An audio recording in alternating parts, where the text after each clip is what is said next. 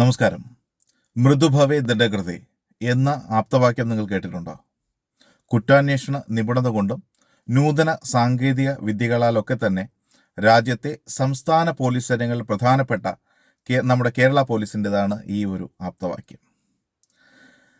തങ്ങളുടെ സേവനങ്ങളൊക്കെ തന്നെ സാധാരണക്കാരിൽ എത്തിക്കുക എന്നുള്ള ഉദ്ദേശ ലക്ഷ്യത്തോടു കൂടി കേരള പോലീസ് ഒരു മൊബൈൽ ആപ്ലിക്കേഷൻ രൂപകൽപ്പന ചെയ്തിട്ടുണ്ട്.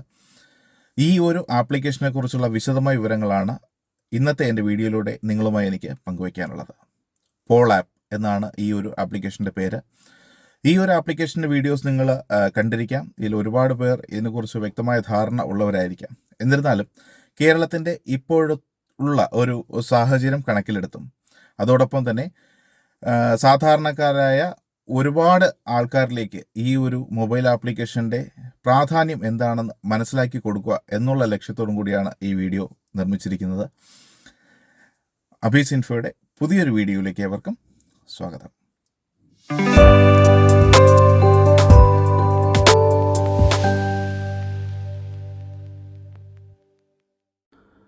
ഇതിനായി ആദ്യം വേണ്ടത് ഗൂഗിൾ പ്ലേ സ്റ്റോറിൽ നിന്നും പോൾ ആപ്പ് കേരള പോലീസ് എന്ന ഈ ആപ്ലിക്കേഷൻ ഡൗൺലോഡ് ചെയ്യേണ്ടതാണ്. ഡൗൺലോഡ് ചെയ്ത ആപ്ലിക്കേഷൻ ഓപ്പൺ ചെയ്യുമ്പോൾ ഇത്തരത്തിലൊരു വിൻഡോ നിങ്ങൾക്ക് കാണാനായിട്ട് സാധിക്കും. ഇവിടെ നിങ്ങളുടെ മൊബൈൽ നമ്പർ കൊടുക്കേണ്ടതാണ്. മൊബൈൽ നമ്പറിൽ ഒരു OTP നിങ്ങൾക്ക് ലഭിക്കും. ആ OTP വെരിഫൈ ചെയ്ത് കഴിഞ്ഞാൽ നിങ്ങൾ ഈ ഒരു ആപ്ലിക്കേഷനിൽ എൻ്റർ ആവാനായിട്ട് സാധിക്കും. ഈ ഒരു ആപ്ലിക്കേഷൻ ഓപ്പൺ ചെയ്യുമ്പോൾ എൻ്റെ ഹോം പേജ് എന്ന് പറയുന്നത് ഇതാണ്.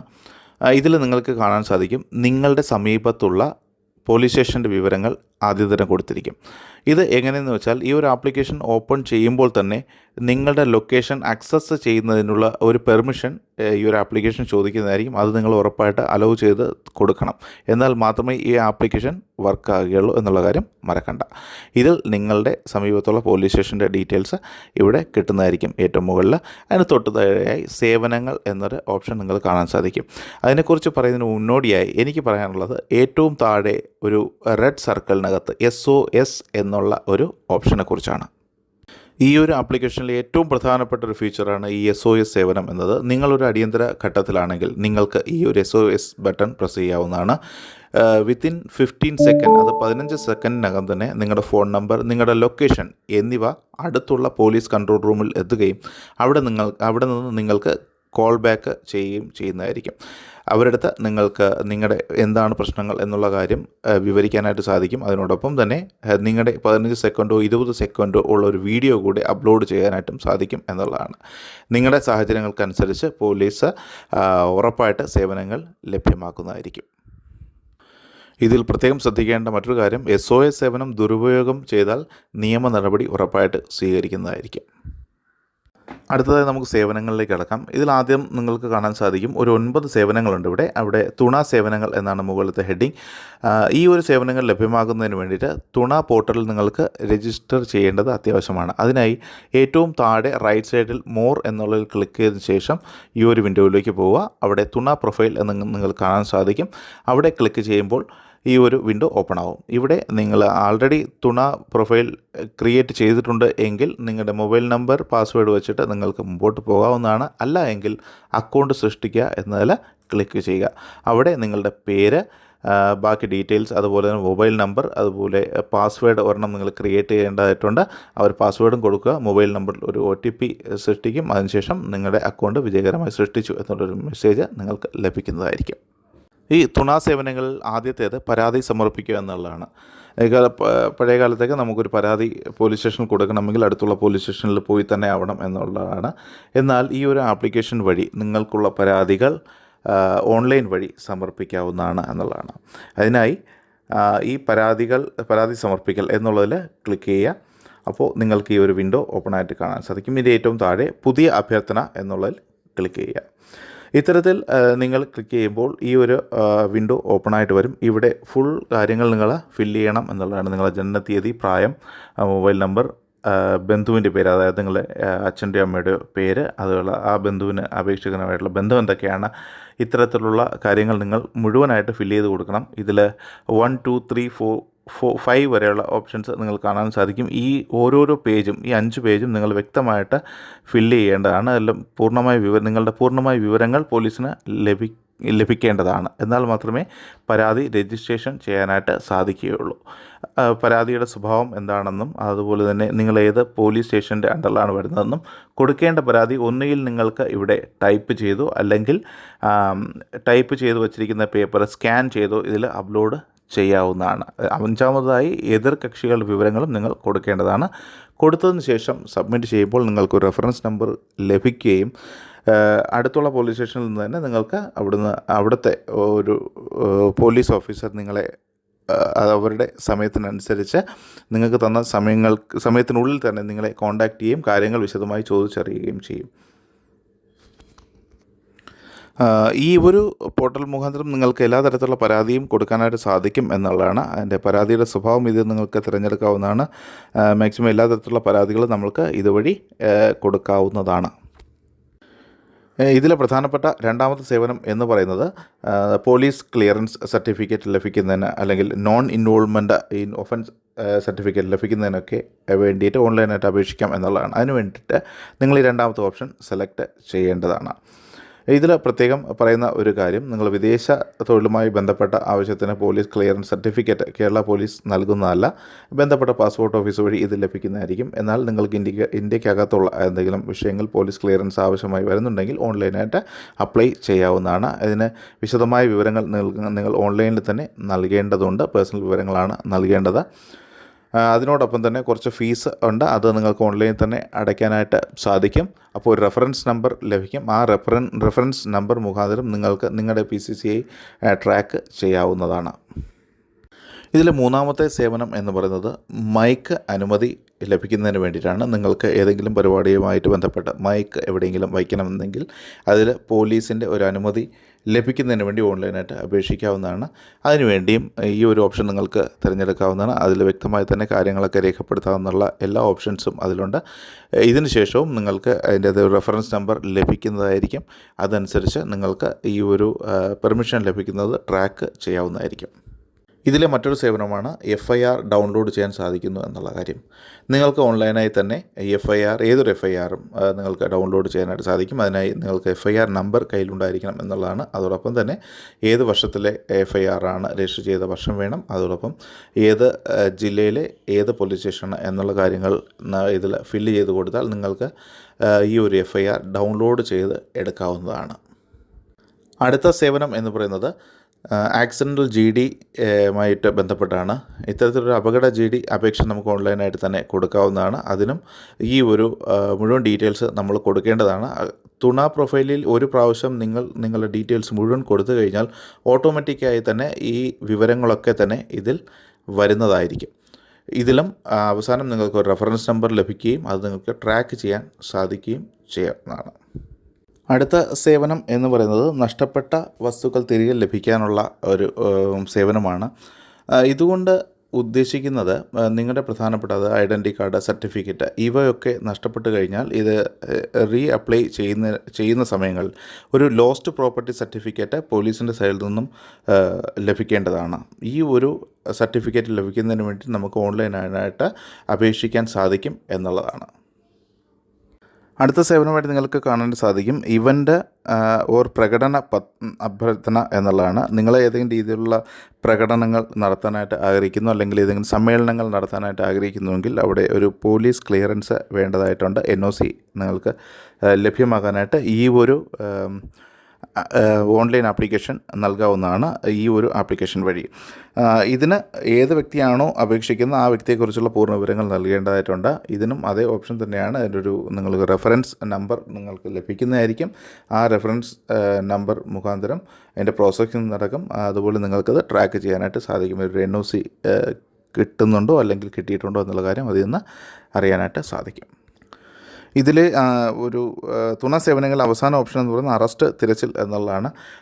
നിങ്ങൾ നിങ്ങൾക്ക് ആരുടെയെങ്കിലും അറസ്റ്റ് രേഖപ്പെടുത്തിയിട്ടുണ്ടോ എന്ന് അറിയാൻ വേണ്ടിയിട്ടുള്ള ഒരു ഓപ്ഷനാണ് ഇത്.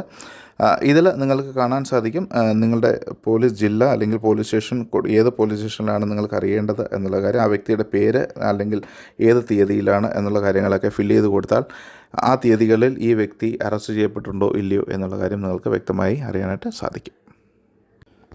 പോൾ ആപ്പ് വഴി ജനങ്ങൾക്ക് ഉപകാരപ്രദമായ മറ്റൊരു പ്രധാന സേവനമാണ് പോൾ ബ്ലഡ് സേവനങ്ങൾ എന്നുള്ളത്. ഈ ഒരു ആപ്ലിക്കേഷൻ വഴി നിങ്ങൾക്ക് ബ്ലഡ് ഡൊണേറ്റ് ചെയ്യാനും സാധിക്കും. നിങ്ങൾക്ക് ഏതെങ്കിലും ബ്ലഡ് റിക്വയർമെൻ്റ് ഉണ്ടെങ്കിൽ അതിനുള്ള അപേക്ഷ നൽകാനും സാധിക്കും എന്നുള്ളതാണ്. അതിനു വേണ്ടിയിട്ട് ഈ ഒരു നിങ്ങൾക്ക് നിങ്ങളൊരു രക്തദാതാവ് ആകാനാണ് താല്പര്യമെങ്കിൽ ഈ ഒരു രക്തദാതാക്കളുടെ ഒരു അപേക്ഷാ ഫോമുണ്ട്. അത് നിങ്ങൾ ഫില്ല് ചെയ്ത് കൊടുക്കേണ്ടതായിട്ട് വരും. നിങ്ങളുടെ രക്തഗ്രൂപ്പ്, രക്തം അവസാനമായി കൊടുത്ത ദിവസം എന്നുള്ള കാര്യങ്ങളൊക്കെ കൊടുത്തതിന് ശേഷം ഇതിൽ രജിസ്റ്റർ ചെയ്യേണ്ടതാണ്. ഏതെങ്കിലും തരത്തിലുള്ള റിക്വയർമെൻറ്റ് വരികയാണെങ്കിൽ നിങ്ങൾക്ക് നോട്ടിഫിക്കേഷനായിട്ട് വരും. ആ സമയത്ത് നിങ്ങൾക്ക് താല്പര്യമുണ്ടെങ്കിൽ ബ്ലഡ് ഡൊണേറ്റ് ചെയ്യാവുന്നതാണ്. ഇതുപോലെ തന്നെ നിങ്ങൾക്ക് അഭ്യർത്ഥന നടത്താവുന്നതാണ്. റിക്വയർമെൻ്റ് ഉണ്ടെങ്കിൽ രോഗിയുടെ പേര്, രോഗിയുടെ ഏത് ആശുപത്രിയിലേക്കാണ്, ബൈസ്റ്റാൻഡറിൻ്റെ പേര്, അതുപോലെ തന്നെ ഈ ബൈസ്റ്റാൻഡറിൻ്റെ കോൺടാക്റ്റ് നമ്പർ, രക്തഗ്രൂപ്പ്, യൂണിറ്റ് ഇവയൊക്കെ തന്നെ ഫില്ല് ചെയ്തതിന് ശേഷം ഇതിൽ അപ്ലൈ ചെയ്യാവുന്നതാണ്. ഒരുപാട് പേര് ഈ ഒരു സേവനം ഉപയോഗിക്കുന്നുണ്ട്. നിങ്ങൾക്കും ഇത് ഉപയോഗിക്കാവുന്നതാണ്. ഇതിൽ എനിക്ക് പറയാനുള്ള ഒരു കാര്യം, നിങ്ങൾ ഒരു രക്തദാതാവാകുക, അതിനുശേഷം അഭ്യർത്ഥന നടത്തുക എന്നുള്ളതാണ്. ഈ പോൾ ബ്ലഡ് സേവനങ്ങൾക്ക് തൊട്ടു താഴെയായി പൗരസുരക്ഷാ സേവനങ്ങൾ എന്നതിലൊരു 4 സേവനങ്ങൾ നിങ്ങൾക്ക് കാണാനായിട്ട് സാധിക്കും. അതിൽ ഒന്നാമതാണ് എൻ്റെ യാത്ര നിരീക്ഷിക്കുക എന്നുള്ളത്. വളരെ പ്രധാനപ്പെട്ട, പ്രത്യേകിച്ച് സ്ത്രീകൾക്കും വയസ്സായ ആൾക്കാർക്കുമൊക്കെ ഉപയോഗപ്രദമായ ഒരു സേവനമാണ് ഇത് എന്നുള്ളതാണ്. ഇതിൽ നിങ്ങൾ ഓപ്ഷൻ എവിടെയെങ്കിലും ഒറ്റയ്ക്ക് യാത്ര ചെയ്യുന്നു എങ്കിൽ നിങ്ങളുടെ യാത്ര സേഫ്റ്റി ആയിട്ട് നിങ്ങൾക്ക് അവിടെ എത്തണം എന്നുള്ള ഒരു ഉദ്ദേശം ഉണ്ടെങ്കിൽ നിങ്ങളിത് ഈ ഒരു ആപ്ലിക്കേഷൻ അല്ലെങ്കിൽ ഈ ഒരു സേവനം ഉപയോഗിക്കാവുന്നുണ്ട്. ഇതിന് വേണ്ടത് നിങ്ങൾ യാത്ര ചെയ്യുന്ന ഡ്രൈവറുടെ ഫോട്ടോ ഇതിൽ ആഡ് ചെയ്ത് കൊടുക്കുക. അതോടൊപ്പം തന്നെ നിങ്ങൾ യാത്ര ചെയ്യുന്ന വാഹനത്തിൻ്റെ ഫോട്ടോ ഇതിൽ ആഡ് ചെയ്യുക. അതോടൊപ്പം 2 കോൺടാക്റ്റ് നമ്പർ നിങ്ങൾക്ക് നിങ്ങൾക്ക് വേണ്ടപ്പെട്ടവരുടെ 2 കോൺടാക്റ്റ് നമ്പർ നിങ്ങൾക്ക് ചേർക്കാവുന്നതാണ്.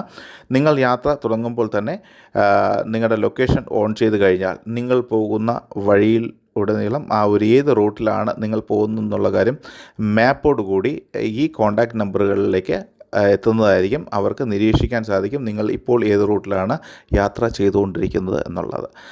ഈ ഒരു അവസരത്തിൽ നിങ്ങൾക്ക് ഏതെങ്കിലും തരത്തിലുള്ള എമർജൻസി സംഭവിക്കുകയാണെങ്കിൽ അല്ലെങ്കിൽ ആവശ്യം വരികയാണെങ്കിൽ നിങ്ങൾക്ക് SOS ബട്ടൺ പ്രസ് ചെയ്ത് മുൻകരുതൽ എടുക്കാവുന്നതാണ്. ഇതിലെ രണ്ടാമത്തെ സേവനം പൂട്ടിയിട്ട വീടിനെ കുറിച്ചുള്ള അറിയിപ്പ് അടുത്തുള്ള പോലീസ് സ്റ്റേഷനിൽ നൽകുക എന്നുള്ളതാണ്. ഇപ്പോൾ ഒരുപാട് നമ്മൾ എവിടെയെങ്കിലും ടൂറ് 4-5 ദിവസത്തേക്ക് പോവുകയാണ്, അല്ലെങ്കിൽ 1 മാസം 2 മാസം വീട് അടച്ചിട്ട് പോവുകയാണെങ്കിൽ അവിടെ നിന്നൊക്കെ ഈ മോഷ്ടാക്കളിൽ നിന്നൊക്കെ രക്ഷ നേടുന്നതിന് വേണ്ടിയിട്ട് നമുക്ക് ഈ ഒരു വിവരം അടുത്തുള്ള പോലീസ് സ്റ്റേഷനിൽ അറിയിക്കാവുന്നതാണ്. അവരുടെ ഒരു നിരീക്ഷണം ഉറപ്പായിട്ട് അവിടെ ഉണ്ടായിരിക്കുന്നതാണ്. ഇതിലെ മൂന്നാമത്തെ സേവനം എന്ന് പറയുന്നത് മുതിർന്ന പൗരന്മാരുടെ വിവരങ്ങൾ എന്നുള്ളതാണ്. നമുക്കറിയാം കേരളത്തിൽ ഒരുപാട് പേര് വിദേശത്താണ്. നാട്ടിൽ അച്ഛനും അമ്മയും മാത്രമേ കാണുള്ളൂ.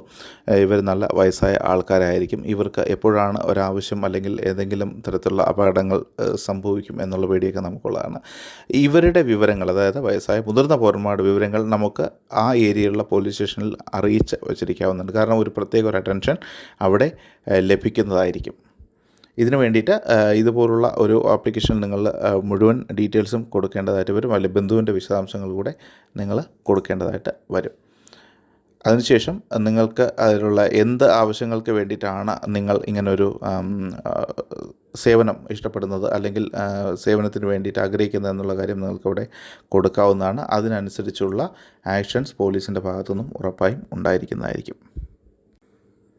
അതുപോലെ പ്രധാനപ്പെട്ട മറ്റൊന്നാണ് ഒറ്റയ്ക്ക് താമസിക്കുന്ന സ്ത്രീകൾക്ക് വേണ്ടിയിട്ടുള്ള ഒരു സുരക്ഷ എന്നുള്ളത്. ഇതിനും നമ്മൾക്ക് അപേക്ഷിക്കാവുന്നതാണ്.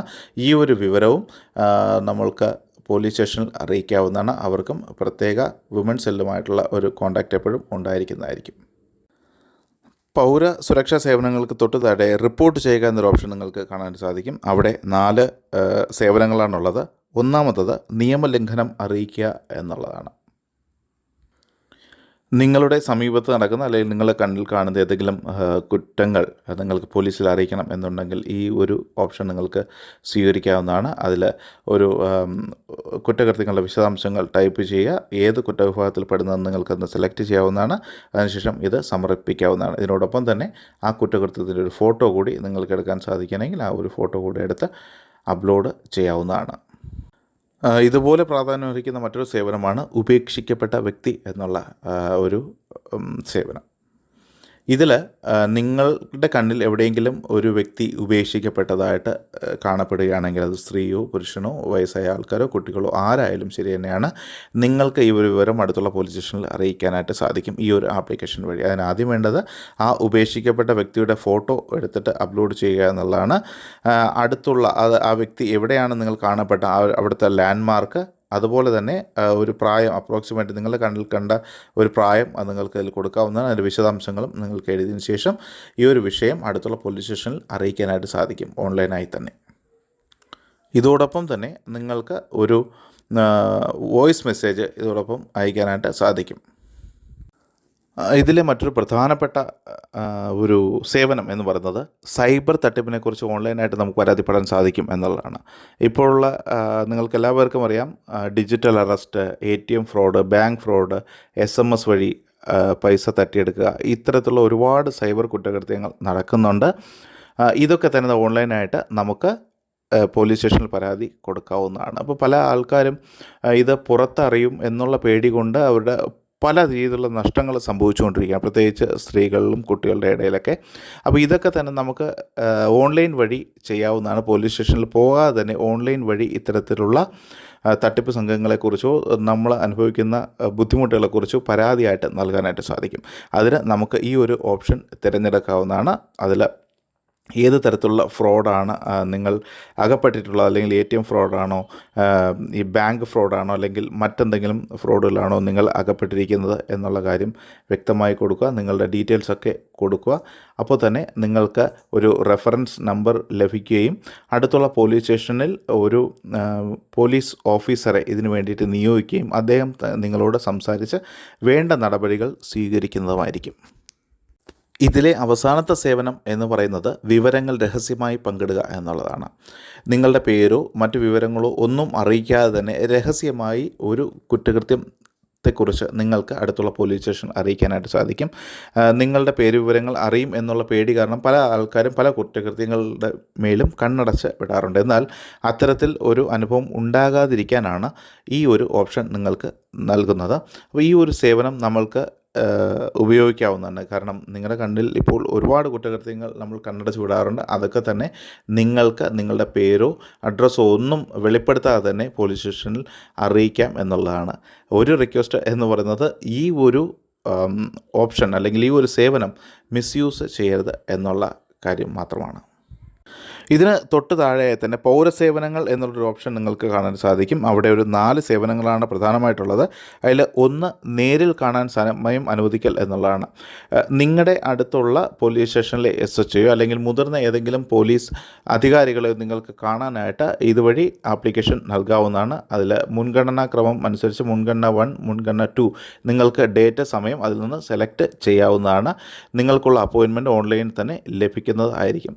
രണ്ടാമത്തെ ഒരു സേവനം എന്ന് പറയുന്നത് പോലീസ് സ്റ്റേഷൻ തിരയുക എന്നുള്ളതാണ്. കേരളത്തിലെ ഏത് പോലീസ് സ്റ്റേഷനെക്കുറിച്ചും അല്ലെങ്കിൽ തന്നെ അവിടുത്തെ SHOയെക്കുറിച്ചോ അല്ലെങ്കിൽ മുതിർന്ന പോലീസ് അധികാരികളെ കുറിച്ചുള്ള വിവരങ്ങൾ ഇതിൽ ലഭിക്കും. വിവരങ്ങൾ എന്ന് പറഞ്ഞാൽ കോൺടാക്റ്റ് നമ്പർ, പോലീസ് സ്റ്റേഷൻ്റെ അഡ്രസ്സ് എന്നിവ ഇതിൽ നിന്നും ലഭ്യമാകുന്നതായിരിക്കും.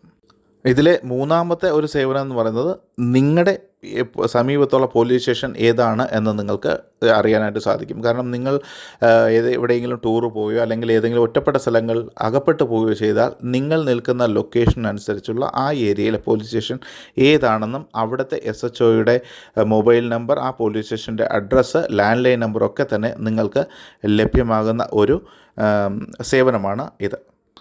ഇതിനോടൊപ്പമുള്ള മറ്റൊരു സേവനം എന്ന് പറയുന്നത് നിങ്ങളുടെ അധികാര പരിധിയുള്ള പോലീസ് സ്റ്റേഷൻ ഏതാണെന്ന് അറിയണമെങ്കിൽ ഈ ഒരു ഓപ്ഷനിൽ ക്ലിക്ക് ചെയ്താൽ മാത്രം മതി. നിങ്ങളുടെ അഡ്രസ്സ് കൊടുത്തിരിക്കുന്ന അഡ്രസ്സ് അനുസരിച്ച് നിങ്ങൾ ഏത് അധികാര പരിധിയുള്ള പോലീസ് സ്റ്റേഷനിൽ ഉള്ളിലാണ് വരുന്നത് എന്നുള്ള കാര്യം വ്യക്തമായിട്ട് അറിയാൻ സാധിക്കും. അതോടൊപ്പം ആ പോലീസ് സ്റ്റേഷൻ്റെ address, mobile number, landline number, email address എന്നിവ നിങ്ങൾക്ക് ലഭിക്കുകയും ചെയ്യും. ഇത്രയും സേവനങ്ങളാണ് ഈ ഒരു ആപ്ലിക്കേഷൻ വഴി നിങ്ങൾക്ക് ലഭിക്കുന്നത്. അതോടൊപ്പം തന്നെ വിവര സേവനങ്ങൾ എന്നുള്ള ഒരു ഓപ്ഷൻ ഉണ്ട്. അതിൽ നിങ്ങൾക്ക് ഇൻ്റർനെറ്റ് വഴി ഇടുന്ന ടിപ്പുകൾ, അല്ലെങ്കിൽ സൈബർ സുരക്ഷയെക്കുറിച്ചുള്ള അവലോകനങ്ങൾ, ടൂറിസ്റ്റ് ഗൈഡുകൾ, അതായത് നിങ്ങൾ ടൂർ പോകുമ്പോൾ എന്തൊക്കെയാണ് അറിഞ്ഞിരിക്കേണ്ട കാര്യങ്ങൾ എന്നുള്ള കാര്യങ്ങളൊക്കെ തന്നെ ഇതിൽ ലഭിക്കുന്നതായിരിക്കും. അതുപോലെ തന്നെ ബോധവൽക്കരണ ക്ലാസുകൾ ഒക്കെ ഇതിൽ നിന്ന് ലഭിക്കും. അതോടൊപ്പം നിങ്ങൾക്ക് നിങ്ങളുടെ പോലീസ് സ്റ്റേഷൻ അല്ലെങ്കിൽ ഏതെങ്കിലും പോലീസ് സ്റ്റേഷൻ റേറ്റ് ചെയ്യാനായിട്ടുള്ള ഒരു അവസരം കൂടെ ഇതിലുണ്ട്. ഇതുവഴി നിങ്ങൾക്ക് പോലീസ് സ്റ്റേഷനിലെ കുറിച്ചുള്ള എന്തെങ്കിലും പരാതികളൊക്കെ ഉണ്ടെങ്കിൽ നമുക്കിതിൽ അറിയിക്കാവുന്നതാണ്. അതോടൊപ്പം തന്നെ പോലീസിൻ്റെ ഒഫീഷ്യൽ വെബ്സൈറ്റിലേക്കുള്ള ലിങ്കുകൾ ഇതിൽ നിന്ന് ലഭ്യമാണ്. അതോടൊപ്പം കേരള സർക്കാരിൻ്റെ ഒഫീഷ്യൽ വെബ്സൈറ്റിലേക്കുള്ള ലിങ്കുകളൊക്കെ തന്നെ ഇതിൽ നിന്നും ലഭിക്കുന്നതായിരിക്കും. അതോടൊപ്പം സൈബർ ഡോമിലേക്ക് നിങ്ങൾക്ക് ഡയറക്റ്റ് ഒരു ലിങ്ക് ഇതിൽ കൊടുത്തിട്ടുണ്ട്. സൈബർ ഡോമിലുള്ള വിശദാംശങ്ങളൊക്കെ തന്നെ നിങ്ങൾക്ക് ഇതിൽ നിന്നും ലഭിക്കുന്നതായിരിക്കും. ഈ ഒരു ആപ്ലിക്കേഷനെക്കുറിച്ചും ഇതിൻ്റെ പ്രാധാന്യത്തെക്കുറിച്ചും ഇതെങ്ങനെയാണ് ഉപയോഗിക്കേണ്ടത് എന്നുള്ള കാര്യങ്ങളൊക്കെ നിങ്ങൾക്ക് മനസ്സിലായി കാണും എന്ന് വിശ്വസിക്കുന്നു. ഡൽഹി കഴിഞ്ഞാൽ ഏറ്റവും കൂടുതൽ കേസുകൾ രജിസ്റ്റർ ചെയ്യപ്പെടുന്ന സംസ്ഥാനമാണ് നമ്മുടെ ഈ കൊച്ചു കേരളം. രാജ്യത്തെ പുറത്തുള്ള ശത്രുക്കളിൽ നിന്നും നമ്മളെയൊക്കെ സംരക്ഷിക്കുന്നത് പട്ടാളക്കാരാണ്.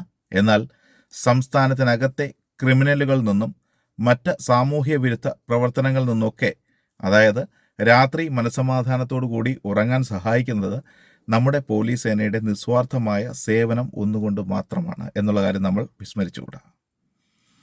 എൻ്റെ ഒരു അഭ്യർത്ഥന എന്തെന്നാൽ, മൊബൈൽ ഫോൺ യൂസ് ചെയ്യുന്ന 18 വയസ്സിന് മുകളിലുള്ള പ്രായപൂർത്തിയായ എല്ലാ പേരും ഈ ഒരു ആപ്ലിക്കേഷൻ അവരുടെ മൊബൈൽ ഇൻസ്റ്റാൾ ചെയ്യണമെന്നും സാഹചര്യങ്ങൾക്കനുസരിച്ച് ഈ ഒരു മൊബൈൽ ആപ്ലിക്കേഷൻ ഉപയോഗിക്കണം എന്നുമാണ്. ഏത് സാഹചര്യമാണ് നമ്മൾക്ക് ഇത് പ്രയോജനപ്പെടുക എന്നുള്ള കാര്യം ആരാലും പറയപ്പെടാനായിട്ട് സാധിക്കില്ല എന്നുള്ളതാണ്. ഇതിനോടൊപ്പം പറയേണ്ട ഒരു പ്രധാനപ്പെട്ട കാര്യം, ഈ ഒരു മൊബൈൽ ആപ്ലിക്കേഷൻ പരീക്ഷണാർത്ഥം ദുരുപയോഗം ചെയ്യരുത് എന്നുള്ള ഒരു അപേക്ഷ കൂടിയാണ്. ഇത്തരത്തിൽ പരീക്ഷണാർത്ഥം ദുരുപയോഗം ചെയ്യുന്ന ആൾക്കാർക്കെതിരെ പോലീസ് ഫോഴ്സ് ഉറപ്പായും ശക്തമായ നടപടികൾ സ്വീകരിക്കും എന്നുള്ള കാര്യം വിനയപൂർവ്വം ഓർമ്മിപ്പിച്ചുകൊള്ളുന്നു. ജയ് ഹിന്ദ്.